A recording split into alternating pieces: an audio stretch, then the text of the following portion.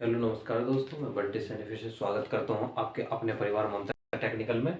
तो आज की वीडियो में हम देखने वाले हैं ये तमाम जो आपके सामने दिखाई देते हैं धातु जो है वो किस तरीके से वर्क करती है, क्या क्या उनके यूज़ है और किसकी चालकता क्या होती है, किसके प्रतिरोध क्या होता है, किससे क्या उपयोग किया जाता है, क्या बनाया जाता है।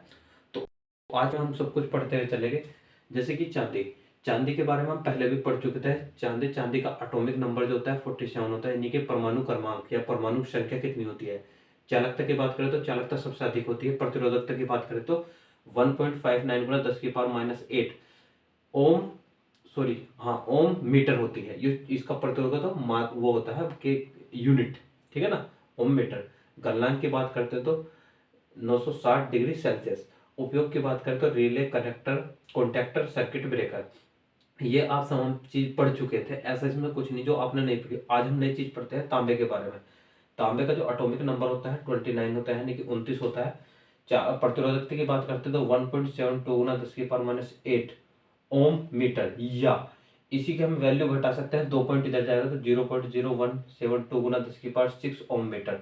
गलनांक की बात करें तो 1083 डिग्री सेल्सियस से 1085 डिग्री सेल्सियस। चांदी के बाद सबसे अधिक चालकता इसी की होती है, यानी कि सबसे पहले नंबर पे, एक नंबर पे चालक चांदी, उसके दूसरे नंबर पर तो है तांबा। ठीक है। उपयोग की बात करें तो वाइंडिंग में, घरेलू तथा औद्योगिक वायरिंग, तार अथवा केबल में और अर्थिंग प्लेट में।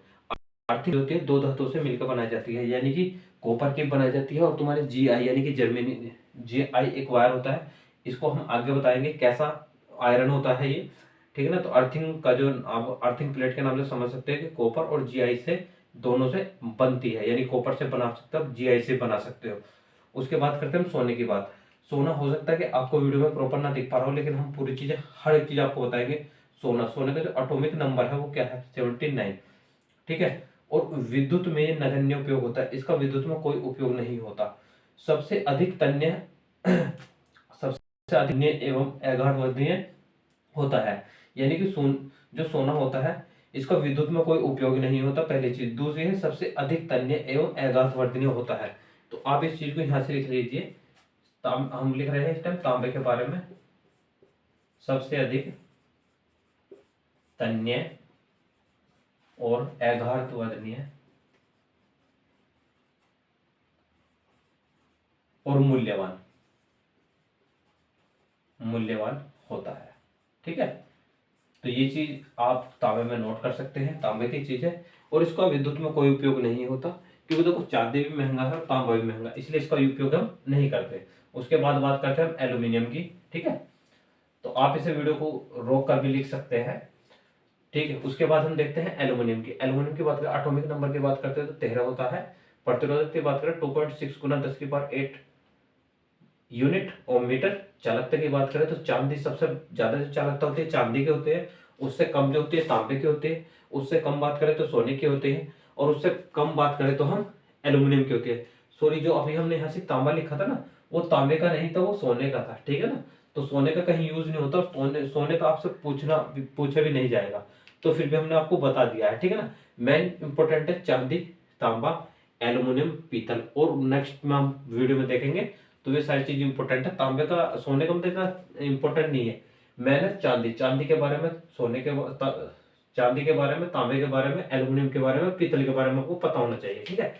उसके बाद बात करते हैं गलनांक की, यानी 660 डिग्री सेल्सियस। सस्ती व सरलता से उपलब्ध होती है, कम मजबूत होती है, इसकी जो मजबूती है कम कम होती है। इसका उपयोग क्या है, ये आप सभी को बताना है कमेंट बॉक्स में। आपके कमेंट्स का इंतजार रहेगा, तो आपको इसका उपयोग बताना है कमेंट सेक्शन में, ठीक है। उसके बाद पीतल की बात करते हैं तो पीतल तांबा और जस्ते से मिलकर बना होता है। मात्रा की बात करें तो 60% तांबे की और 40% जस्ते की, या 66% तांबे की, 34% जस्ते की। उपयोग होल्डर, सॉकेट तथा स्विच के टर्मिनल में पेज खोलने के, पेज जो होते हैं, पेज के खोल इनके ही बने होते हैं, यानी कि स्विच सॉकेट आपने देखे हुए, तो उसमें इसके भी पॉइंट बने होते हैं। उसके बाद इसका उपयोग किया जाए वैद्युत की सहायक सामग्री, जो जंग रोधी एवं मजबूत होते हैं।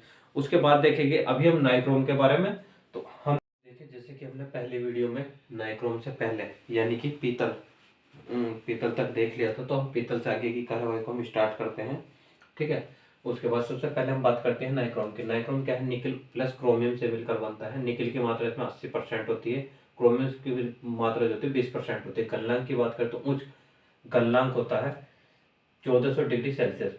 विशिष्ट प्रतिरोध की बात करते हैं तो ये भी उच्च होता है, उसमें अधिक प्रदान करेगा, ठीक है।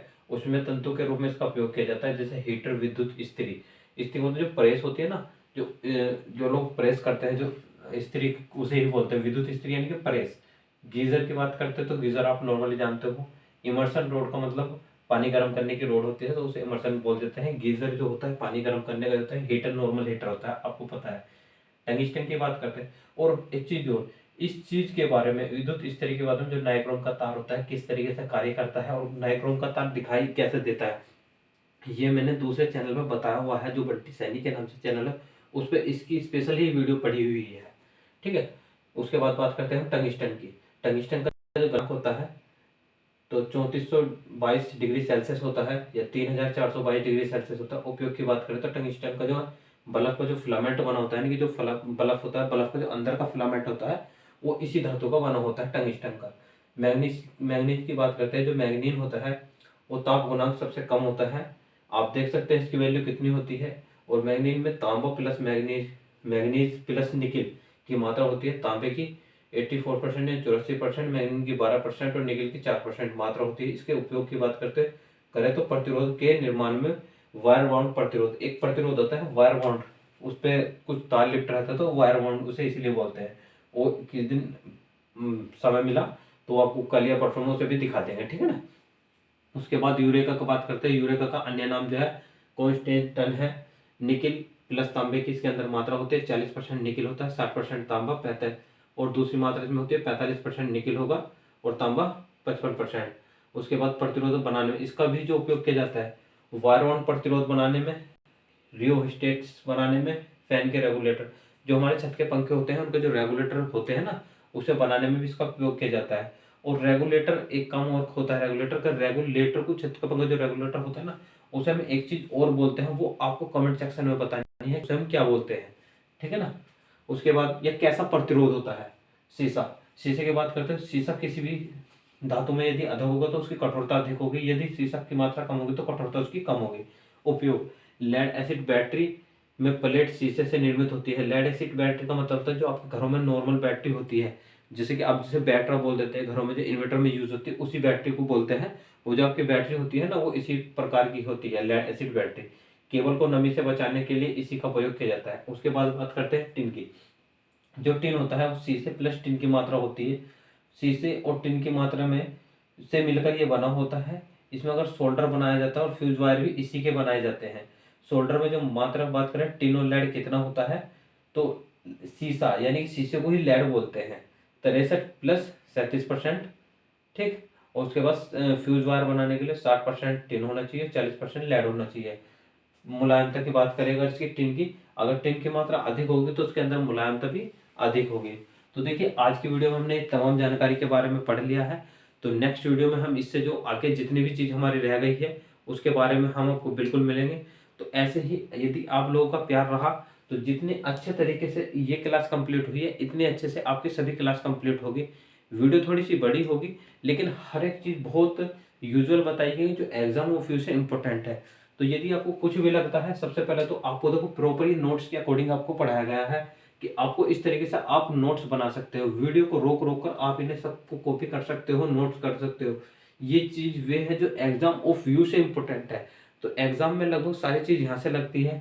और जो सिलेबस के अकॉर्डिंग अगर हम बात करें, आप किसी भी सिलेबस को उठा लीजिए, एनएमआर से डीएमआर से, अभी जो हम बात कर रहे हैं यहाँ से हम टोटल इलेक्ट्रॉनिक्स मैकेनिक और इलेक्ट्रिशियन के अकॉर्डिंग पढ़ेंगे, ठीक है। जो इलेक्ट्रॉनिक्स मैकेनिक की सेपरेट क्लास हो चुकी है वे आपको बता दी जाएगी। अभी जो सारे टॉपिक चल रहे हैं इलेक्ट्रिशियन के अकॉर्डिंग चल रहे हैं, ठीक है। तो जब जैसे ही आपके इलेक्ट्रिशियन का पोर्शन कंप्लीट हो जाएगा उसके बाद हम इलेक्ट्रॉनिक्स मैकेनिक की क्लास लेके आने वाले हैं।